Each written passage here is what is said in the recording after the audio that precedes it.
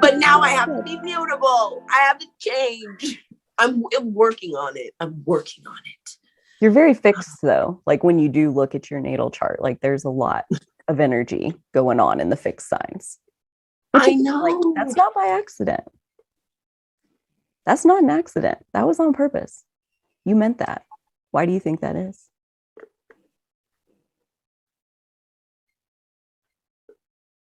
You're asking me why I think that is? Why do you think it's a good thing that you are fixed in who you are and you are the level of intensity and there's nothing you can do about that?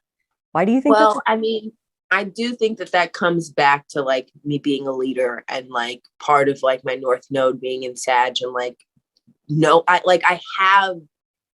have the creation of a leader, of a natural born leader, but I have to fine tune the things. I still have to learn how to lead people and talk to people. I still have to learn how to it's all the skills. I totally get it. Yeah. So like maybe it's so that I just keep hitting a brick wall until something changes. That's the only way that things change in my life is when I have had enough. Yeah. Which, as my mom would say, makes me hard-headed. Is that a bad thing? Oh yeah, apparently. Well, they always say a hard head makes a soft behind. Makes a what? A soft behind. What does that mean? Like when you don't know how to listen, you get beat. You get beat? Oh my gosh. Wow. I mean, listen, Black households. I always think it's crazy. Well, not to say that people didn't try, but listen, my mom, one time she shook me really hard oh my God, terrible. I was such a crazy kid. I sprinkled sugar all over the house because I thought I liked sugar. So why wouldn't the house like sugar? It'll make the whole house happy. On the computers, everything. And she shook me and I was like, ooh. So that was like the worst. That was like the worst. But like other people in the family think that they can like just do whatever. And I'm like, oh, I'm not your child. My mom doesn't touch me. If you think you're going to get away with that shit, yeah, okay. But that's the phrase. Hard head makes it soft behind. People who are hard headed, they have to hit their head up against the wall to learn the lesson. That's like the whole thing. It's people who don't listen, but you know, whatever. I always think that like, if I was just meant to listen to other people my entire life, then I would have been born without a brain. But, you know, that makes me a bad child when I say that out loud. I said that out loud one time and they were like calling me a heathen. I was like, okay.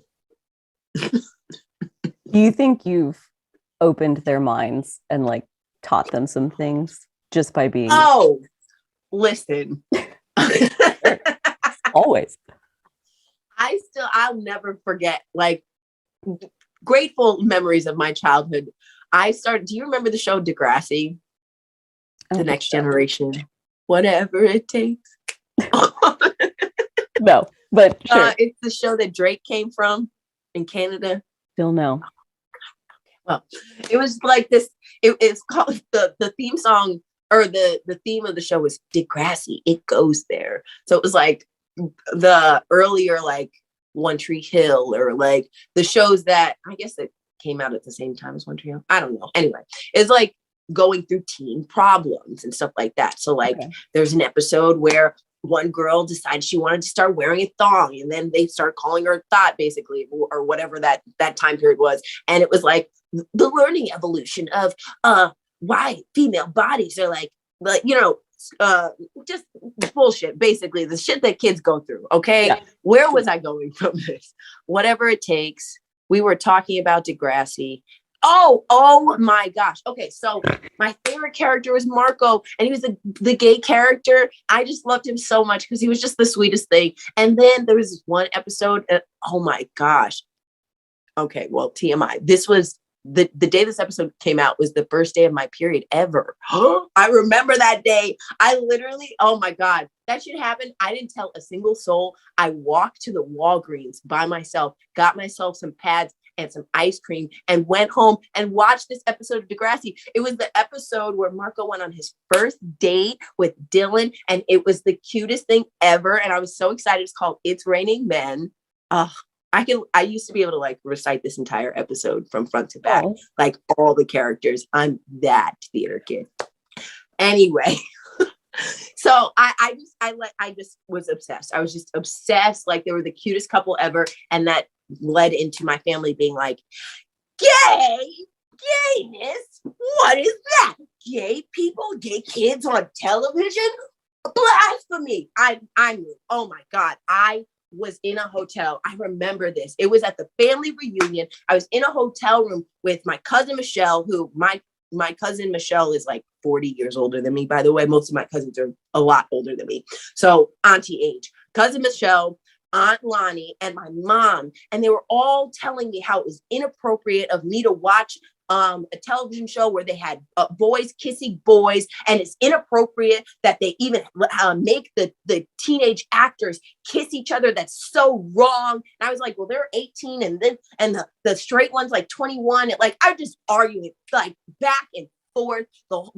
I mean, it was arguing with 350 plus Black women on LGBTQ rights I was 12.